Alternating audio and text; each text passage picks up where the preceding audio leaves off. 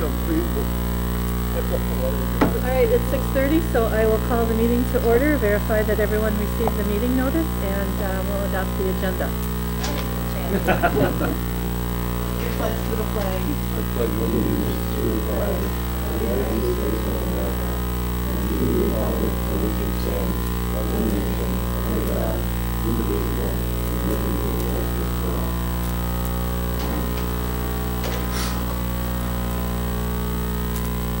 All right, this is a committee of the whole school board meeting, so audience can participate at any time during the agenda. So if you have questions as we're going through things or other suggestions, you can make suggestions now for future consideration, or as we go along, you can participate in the discussion.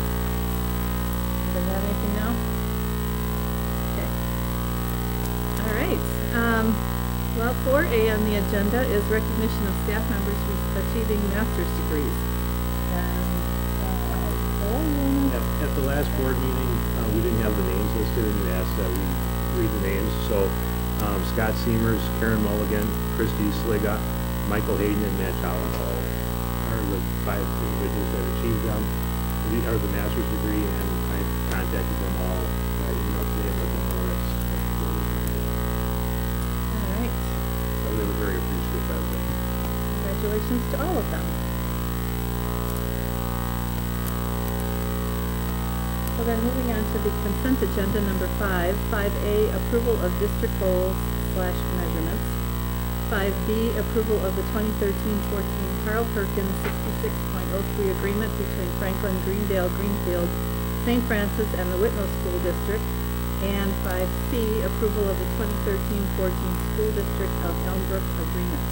Does anyone want to pull anything from the consent agenda?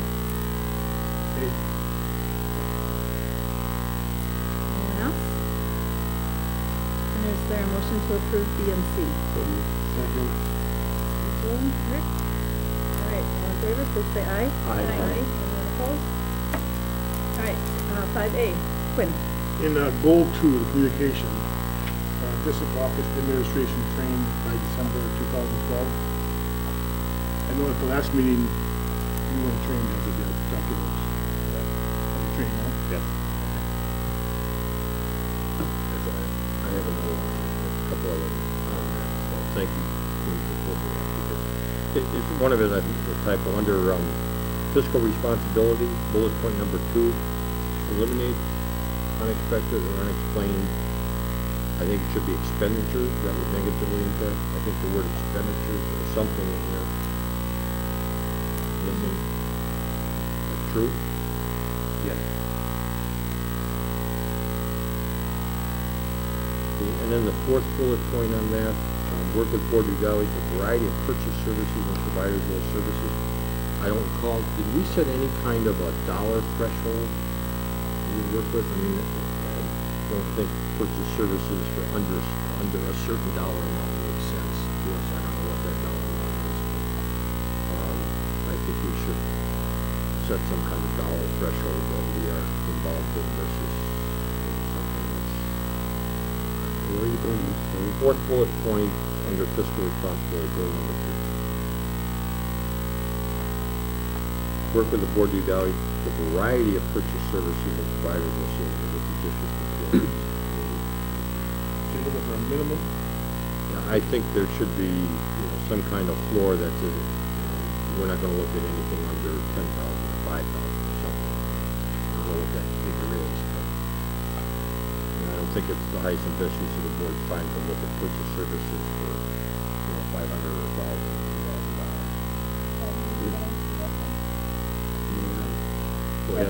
Since I'm the author of most of this, I had suggested to the committee strategic plan committee I was looking with, that one of the things that I thought I had heard the board talking about was looking at a variety of services, and perhaps it was kind of shop the market for some of the insurance services, audit, legal, whatever. That's what I was getting at here. I wasn't trying to mess with what's in policy regarding dollar thresholds. Do you know what the dollar threshold is? $15,000. 15,000. So we do that one. then I'm fine with that. It's my policy. Let's go back then if I could, please. Go back to code and, with preference and get the verbiage incorrectly. Second bullet point, eliminate unexpected or unexplained expenditures. We got eliminate unexpected or unplanned expenditures that would never be impacted. Kathy, you got that? Do you have other questions, TJ? No, I do not have another question. The only other comment is goal number 5, bullet point, the first bullet point, second bullet point under the first bullet point. By June 2013, reduce the number of major infractions by 10%. Do we have a definition of what major infraction is? Excuse me, the state, when they collect their information, does have some definition of major infraction. What that is off the top of my head, I don't know, but it's I think something. this is a middle school. I think they're going to have a discipline policy that defines for their purposes of major infraction. Okay. Well, I think you're right. So if you get It from should what the reflect, discipline policy and distribute it to the boards, I don't think that Okay, discipline policy from the middle school. Right, because this bullet point is for It's for the middle specifically for the middle school. Right. Yes, we can distribute that. Any other questions regarding that 5A?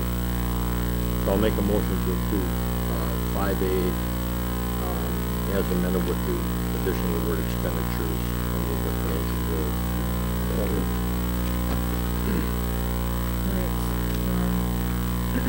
Ernie made a motion to approve, and TJ seconds.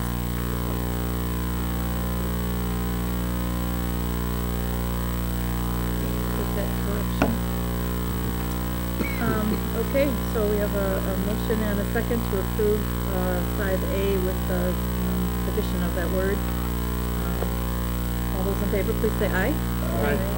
Opposed? All right. Then moving on to number 6, the reports.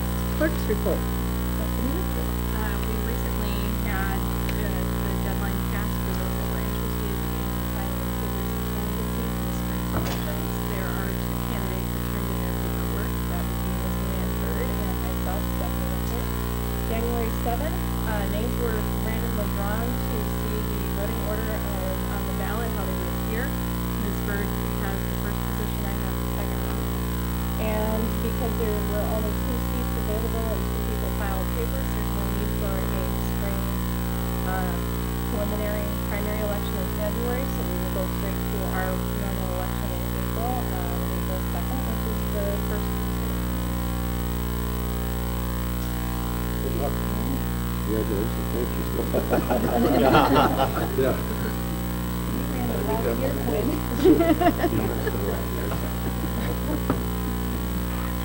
Any questions on the clerk's report?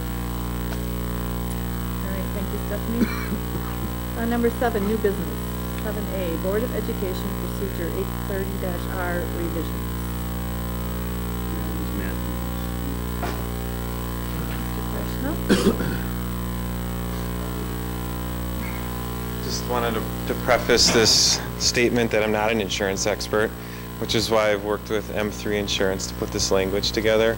It's an area that, as I do a lot of work in community use, had noticed that we were deficient in this area and felt that it was necessary to update our policy to include that commercial general liability insurance to be bumped up from $500,000 to $1 million per occurrence. And then the rest of the language changes that are highlighted came from Pam Queoff, our agent from M3. So, but I just wanted to get this in front of the board because I just felt that this was an area that needed some tweaking. Do the groups know that it's getting bumped up? A lot of the groups, like the Girl Scouts of America, I even think youth football, a lot of them already have $1 million aggregate policy in place. It seems to be a common practice. It's just we haven't updated our policy to reflect that. No. I mean, I saw, okay, maybe this is going too far. So, in the weight, or in the schedule for the fees? Got that? One of the things that I would like to suggest, I know we first has to know that it is very common in the industry, but one of the things that's also becoming very common is a requirement of umbrella policy. Okay, an umbrella policy where we'd be, now again, not being an insurance expert, is the umbrella policy would put Whitnall School District as additionally insured? It could. Okay, because we are requiring that now of all of our groups. Something that would be sufficient for anything that would happen.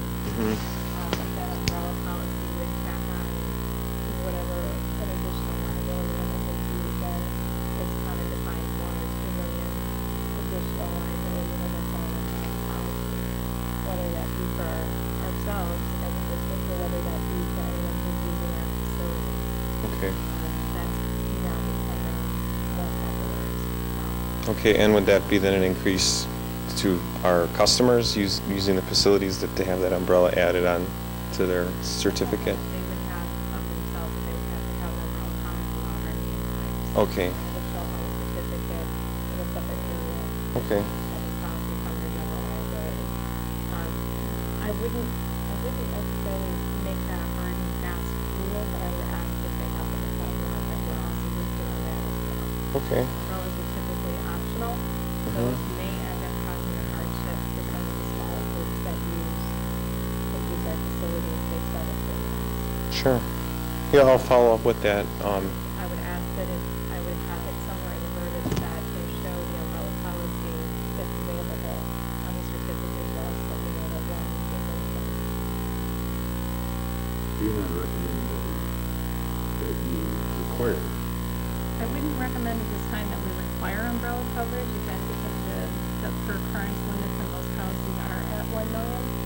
But it would be also nice to know if someone had an umbrella available, especially if it's a larger group where there would be a potential for larger exposure. So, man, you have a facility use application, right? You just need to find out a place to add a question. Do you have a umbrella policy, yes or no? So if it's no, there's no penalty. If it's yes, then please name Whitnall School District as additional insured and provide service. Well, see, right now what we're doing with the digital, with the use of School Dude is, if you want to become a user, you have to read, basically you have to read and agree to these terms and then check OK. So I think in order for that to work, I'd have to add this language into that agreement that's online, that they click, I accept the terms and conditions of the Whitnall School District policy. So then perhaps what I should do is add that change and bring it back to the board so that everybody It would just be conditional language. If you Okay. have Okay. general liability Okay. insurance. Whitnall School District as additional insured. Gotcha. Do we need to add illicit drug use to rule number 12? Stuff for smoking and no alcoholic beverages. I guess so. Yeah. I mean, I wasn't really prepared to talk about the rest of the items in 830R.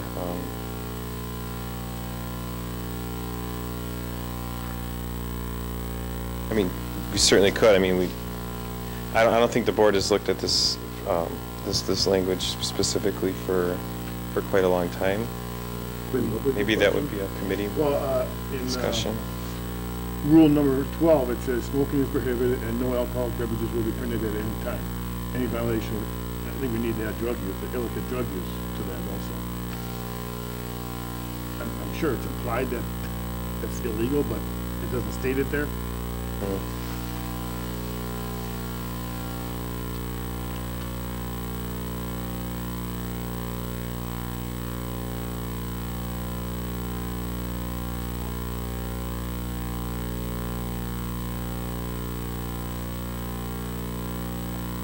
Any questions or comments on this policy? Okay, Matt. Okay. Thank you. Fee schedule revisions. Okay. Stay up there Stay and up talk there. about that.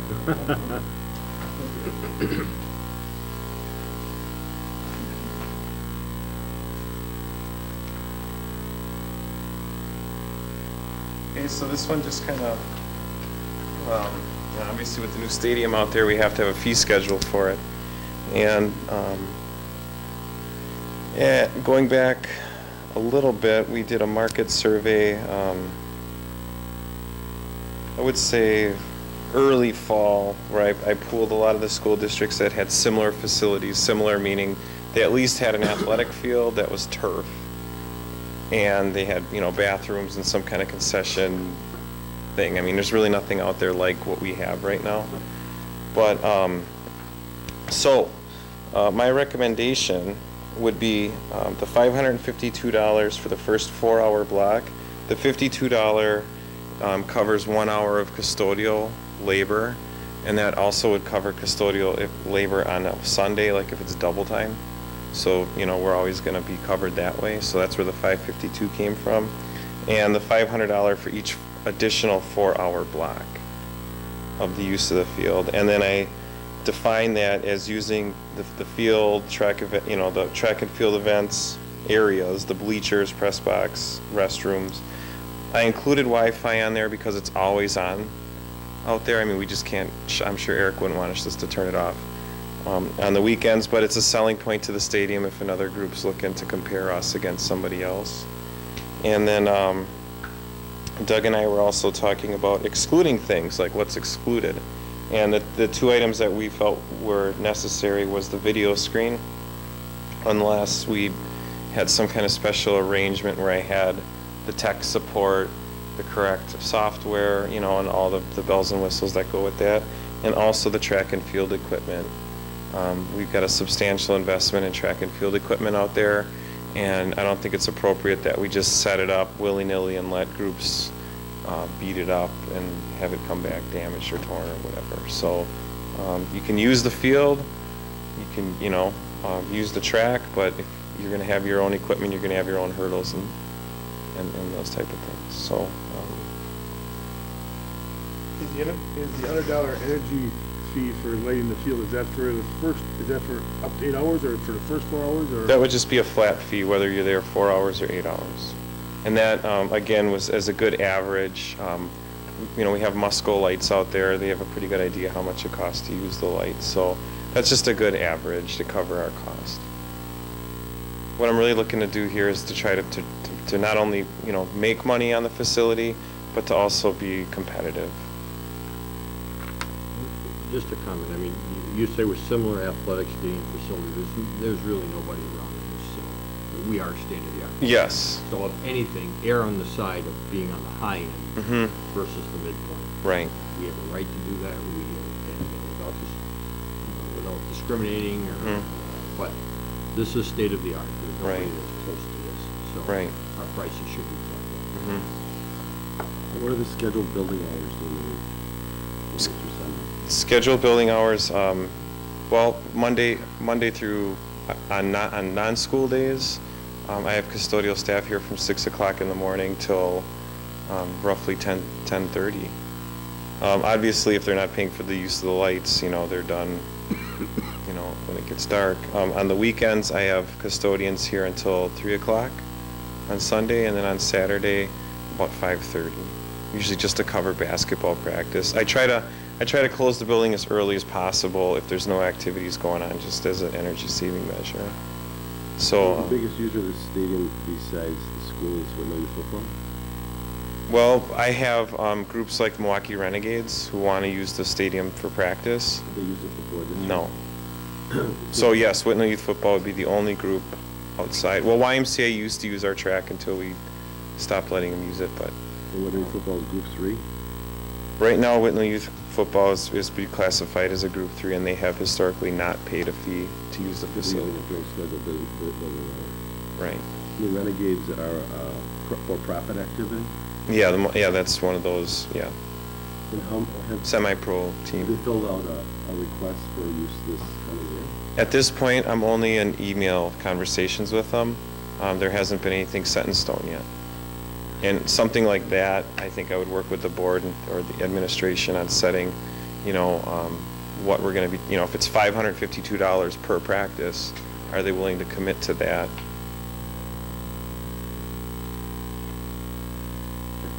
So, but you know, we have to have a starting point first, and right now there's some interest between a couple groups. You know, I think the Renegades are one, and then there's another football organization, I can't think of the name of them, that they contacted us to use the field. So could be interesting, could be lucrative. From like normal wear and tear. You know, I see, you know, these semi-pro guys are 330 pounds and youth football is 80 pounds. Mm-hmm. I think there's a little difference in terms of, you know, the damage to the field between those two weight classes. Mm-hmm. Well, for the first 8 years, you know, for the next 8 years, any damage to that field or track is covered under warranty. So if one of those big guys was to damage the field, we would just simply call Hellas and they would be up to fix it. I And also suggest that there's no contract with those people more than it's like year to year. it would be year to year. We could even go week to week, you know. My only thing is, I understand your position on excluding, but if somebody's willing to rent the scoreboard, Mm-hmm. I mean, I could put it as an exclusion, it's not available for rental. Well, it's the video screen, The video, even the video. and even the video screen. You can still rent it out. As opposed to exclusion, are we better off saying something like special arrangement? That's what I mean. sure. I'm getting. Sure, it makes sense. You know what I mean? So- Yeah, if we can pull the resources together here, Right. you know, student helpers or a training.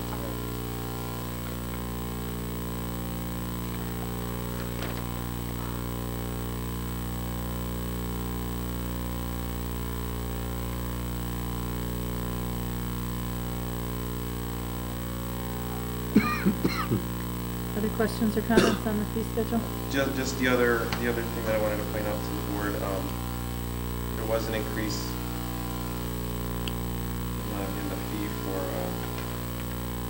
Fields per use? fields per use high school. And that's reflecting the fact that we have a brand new varsity girls softball field and a brand new varsity boys baseball field. And who is that, has that historically been used for? Just Greenfield Park and Rec, you know, across the street, and then, you know, Whitnall Youth Baseball over here.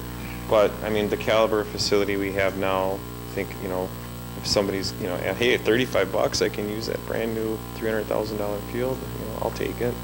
So, I just wanted to make sure that at least we had a rental charge in place that would reflect, you know, a good actual cost of using the field. Directly, most of the people use our facilities like category 3 people, so there is no fee for it. But I think that's trying to think ahead, and like if a group wants to run a tournament or something, or, Mhm. you know, when they use these fields throughout the area, and they see that one and got some low rate, then you'll be able to charge them higher rate. Or not a good for them. Right, and then anytime an event would run, let's say it's Sunday and it's a tournament, and the tournament runs after 3 o'clock, every hour of the tournament is billed at that $52 custodial labor rate for the field.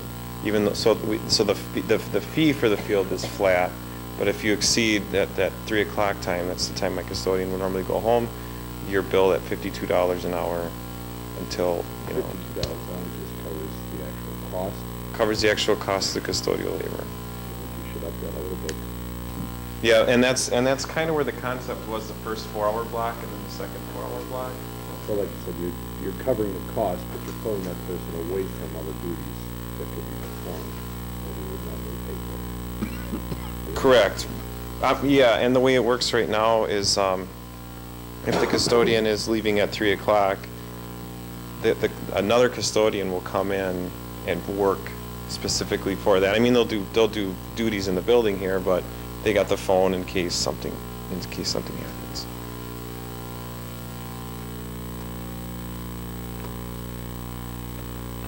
Other questions, comments? And we, you know, I don't have this, I did the nice PowerPoint for you guys last year or whatever, but I think last year we hit almost $103,000 in fees collected from community use, so it was a really successful year. So I think this will just supplement that and help grow the. I don't know, did we lose the church, wasn't the church a big? Well, we still have the church, you know, through June 30th. I mean, they have to remodel Walmart and do all that, so at least we'll have them for this year. And then I'm working right now to see if I can find another one. Yep. Thank you. All right, 7C, discuss and take possible action on WASB 2013 resolutions. Okay, and I will be our official delegate. So I need some direction from the board as to what our position on each of these 15 resolutions. I would move to give the representative authority to make her own determination of best interest of the district. That would be my motion. Personally, as an aside, I don't really something one way or the other. And the way this works in the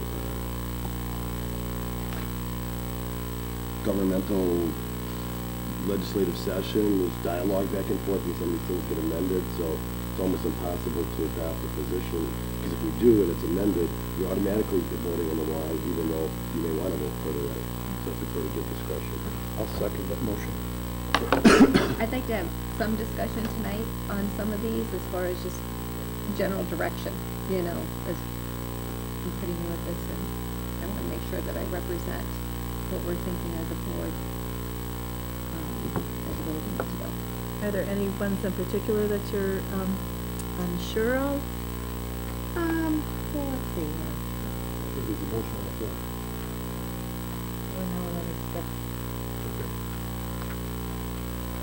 Well, I guess one of the, number 5, where it talks about state funding for tests used for accountability purposes at the high school, where WASB supports state funding to enable local school districts to make the ACT suite of tests or other comparable standardized tests available to all students free of charge.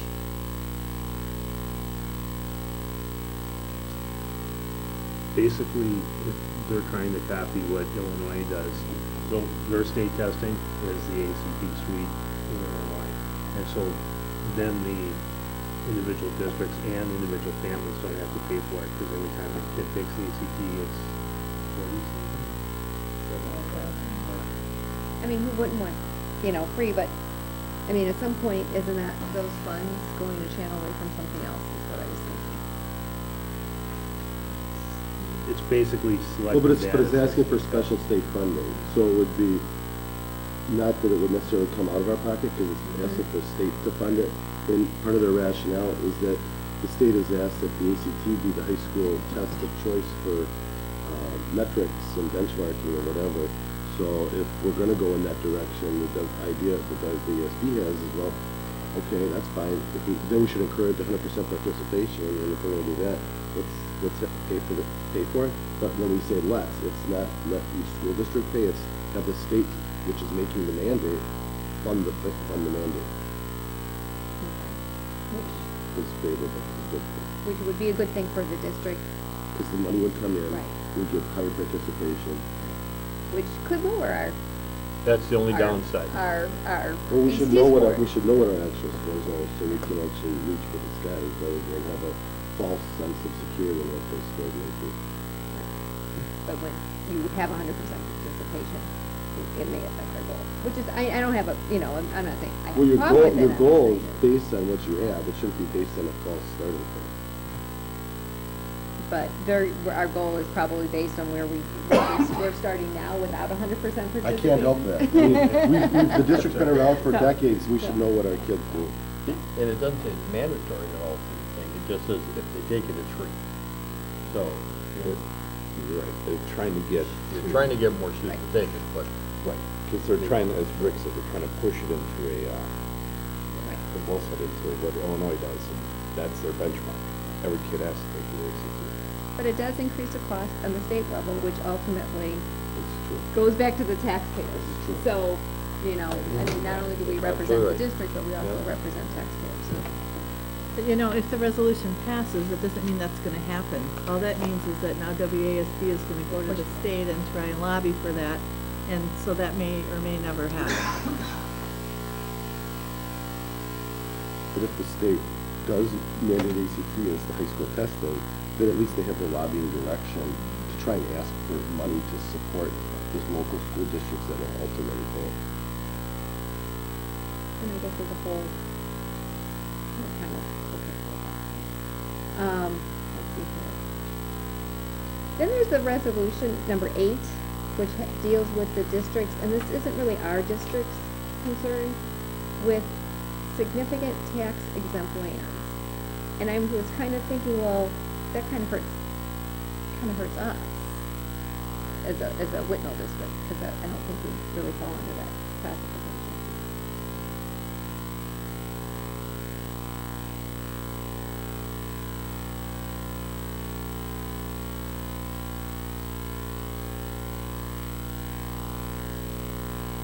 It looks like they carved it out as supplemental aid, so right over and above the tier 1 aid that already comes with the schools and other school districts would get.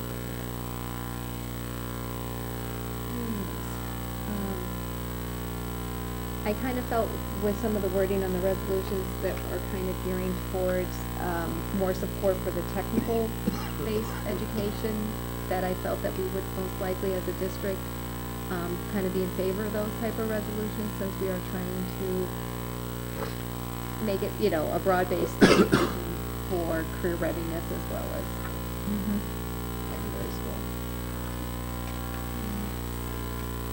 Well, you know, what about, wait a minute, where's the calendar one? That one was interesting too. Number 12, modifying the school calendar models to possibly include year-round schooling models. I'm all for year-round school. I was just going to go. We were talking last week about that. I mean, I think just to have a little bit more flexibility, you know, within. Current law says we can't start until after September 1st. And they're trying to change that law so we can still have that time off. Understanding the rationale as to why we started September 1st. That came from a very large lobbying group out of the Madison area for the Dells. Right. And because those kids, they wanted to work for that weekend. But with that, it also cut off a lot of the ability to go to year-round schooling for school districts that believe that, you know, you can get beyond 180 days of education. But that's what they're trying to accomplish here. I'd be interested in what the dialogue was at the legislative session, because my current understanding is, but I'm not entirely sure, is that there have been charter schools and whatnot that have wanted to adopt that year-round model because they feel in other states in total have tried to do this, I think Florida and some other states, because they, you know, when you have those tests in October, November, you start in September, you're testing in 2 months, or if you're going year-round, sometimes you're getting a better achievement testing level.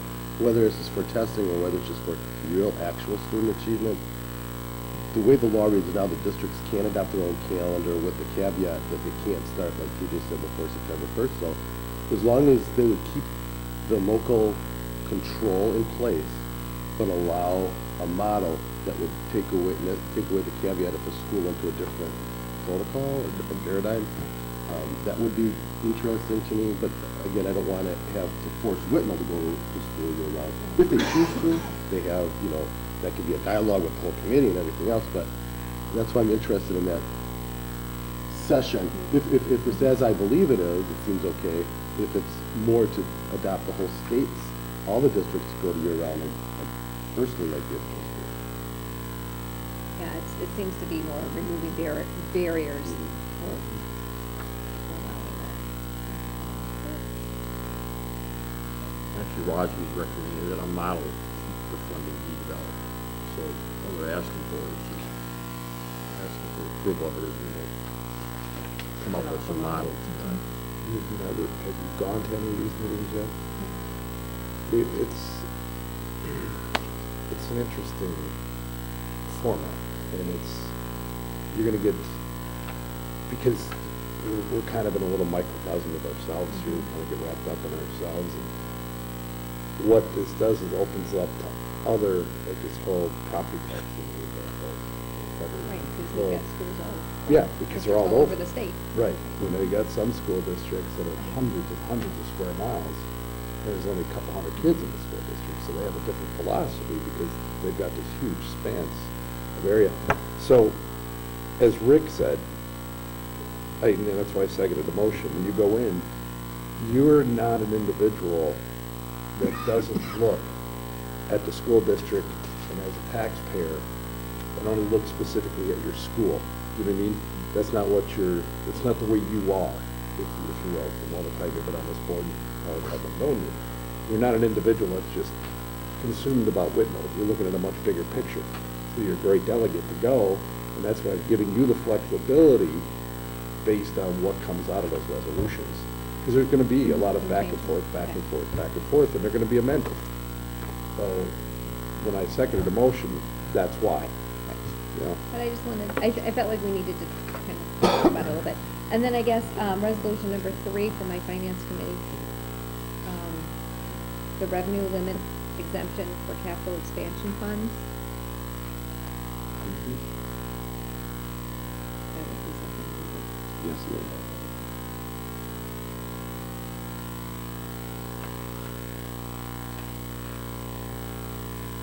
You know what the guy talked about?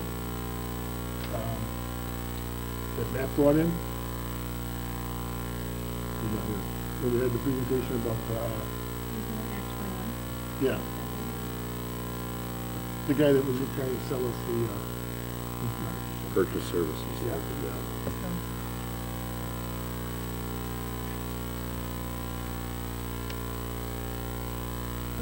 Unless anybody else has anything else they would like to leave me for consideration. It's I in will good be hands. happy to represent us all. We're happy that you're representing us. Okay, any other further discussion on that?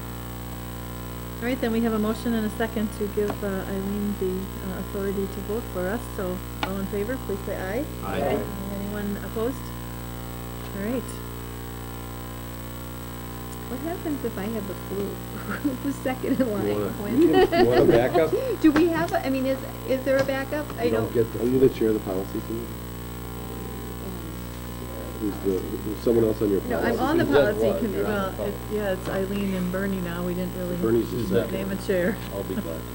I've been to many of I won't these on behalf of. No, you really should go. It's a learning Oh, experience. no, I wanted, I'm actually really looking forward to attending a lot of the sessions and to be In part some of it. portions, you'll get a very nice nap. There's some that you will be like, really? I don't have a root canal, but most of them will be fine. Okay, number 8, comments from the school board regarding agenda items for future consideration. Anything? All right, number 9, board member announcements. Anything? My group tonight. Should happen after the holidays, so. All right, number 10, discuss and take possible action to move into closed session pursuant to sections 19.85, 1B and C of the Wisconsin statutes to discuss the WEFT proposal and non-represented proposal. So move. Second. We need a roll call vote on that. Rick? Aye. Aye. Eileen? TJ? Aye. Bernie? Gwen? Aye. Stephanie? Aye. Nancy? Aye. All right.